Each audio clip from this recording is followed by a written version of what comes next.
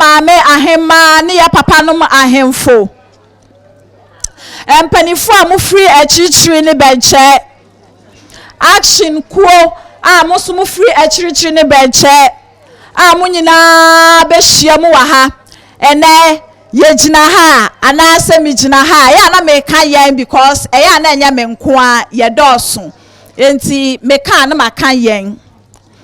me gina ha na me de na asipiesie ema wo bibia na action kuo no de enti a action ne baaye no me maame ne me papa mo aka ne bebre enti me kan kakra bi sadia ya maame Millicent a ye DC o kan ye no enfie bebre ni ese yeto aba ewo Biakoye constituency ha ema party baako na Dr. Frank Renchi ebaaye no ye hu se yamfa ye support anase se yamwa emabunu ano na yamfa ye support amma doctor enyoma bebre be ye den ebe hweye na sadia ebe ya ye betumi aye no saa no agi se ye nyina eka bom enti yanya ne se eyekuo baako anase yanya ne se eye party baako na mom ye ne se party all the political parties ewo Biakoye ha sei ye nyina beka ye ho abom efi se the offer duapa no na ye piano action ladies any action men there ya say disciples the disciples of Jesus Christ ewa ha say na say wa sanse so ha say no Dr. Frank Renchi na ye Jesus no na ye action group no emani mema no yesu ye disciples na suafo no eno nti ye ne ye bekwa abonti akoka nsempa no sedia omo wonte ye woma wonhu ye no womo soso mo bete no mahu no magiadi na ye nyina ya dan yakoye nim eno nti mesre action mama bia wa ha ya sodie se ye nyina be dan ye bekwa akoka ensempa no enti yati kuo na enye bia fe nti da o se yati kuo na momu papa na oye ne ma power Biakoye ha no eno nti ne yati kuo no se ye ntwedom emeka ya wa ha ye ho said ya be ya come 2024 ye betime de ya support ama doctor na wakwa aban mu na enioma a wo ye no wo de ne kase pa ye den abrayen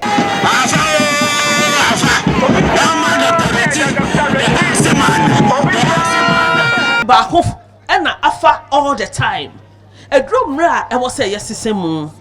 so mate ase edromra e wo say yesesemu na ye hwe say MPP nso fotru mu no eba no parliament ya ede na etue mu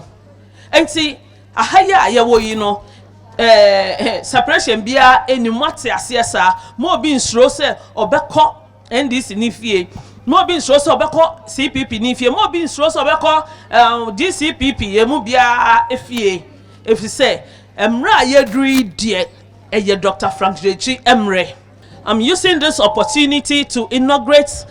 Action Ladies and Action Men's volunteer group in Biakoye constituency.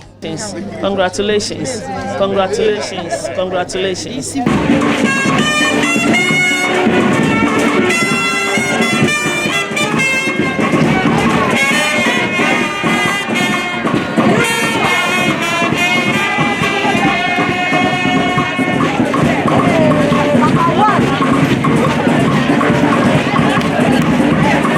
Action Ladies no so wo ayade pa na meka ne se wonyina wonan so wonhunu wo kasa wo beka kasade akrokro na ebema doctor anya akwanya no na onya so a ebeye de ye ni beji ye bebo se pa chances bebre wo ho ma doctor if say jumadi a doctor edi wo Biakoye no enya samketoa empo ya ye wo ra ni Biakoye ye mu bi otumi efre ye kokofodua ohwe ye yare enti doctor the opportunity no e wo ho man despite say on call parliament nanso so ni din a hyete mantam ha nyina isiapa na mede ma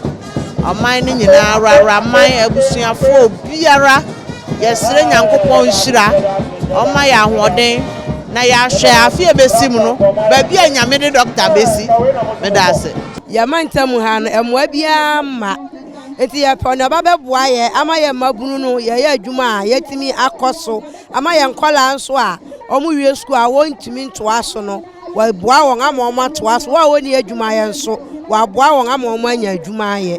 ya pa wɔkyɛw pa ɔmo wɔn nkran na ɔmo nto aba wɔ ha no sɛ ɔmo bie kwan to hɔ a obiara mɔmɔden sɛ ɔbɛtumi a transfer na ne vote aba ha na wɔabɛto aba no ama doctor Attorney Dr. Yirenkye ama me de bebre me ka adaje mpo bebo ye nne me be yare ye pa nye asem ketoa mafu be ye kese te so pemfo nanso enam Dr. Yirenkye nti no ene manya ayaresa me nti a Biakoye ye pese to aba ana ye boabo amabunu na no ne to aba ma doctor ne se doctor o meye MP nanso nia ono ade ne sika ne na ho de eye ade boa Biakoye no ebro adwen ne ntiase so eno nti ye ko bi a ye nya MPP ye nya NDC ye non partisan ene aboa boye ho ye hu mo a doctor de boa oboa ye nuanom omo awie SS epe ntoaso bi ti se nursing university omo pe soldier police ye nuanom bebre ho a waboa bo omo ano ede omo fi Biakoye ha akọ China ekotoa omo medical school so anuti ye hwe enioma doctor eya ebro adwe ne ntiase so anuti na mabunu no yakan ho abom se ye pese ye boa doctor ne ye to abama no na obefa Biakoye bibi hia wa akrodo kompo bibia wo yare kro besa yare free akrodo echo bibia 45 million ode be chew free ntina me pese me to abama no kesiye pa na ema action men any action ladies so ma hu nyuma pa mi di Biakoye man ha no ni Ghana almost say the first group ba mo say be yeden be time achi a support me na sa nyama pa mi ye matimi a continue na aka obia wo Biakoye ha no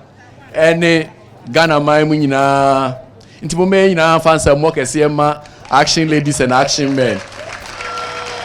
2024 I said this yeah the best start campaign and I make sure say yeah the jumade edino mfaso be den be baso if it's aba to no e dey say to aba onya de pa bi den film ana me boa if it's aba na nya easy sa da kwa to aba no kwa be line akọ ana me boa obejina wiam akoto aba no ni se opese okwan ana se opese o school ana se hospital na eden eya na se odwini hu ye na to aba pa eden ma Dr. Yirenkye minima no be si ase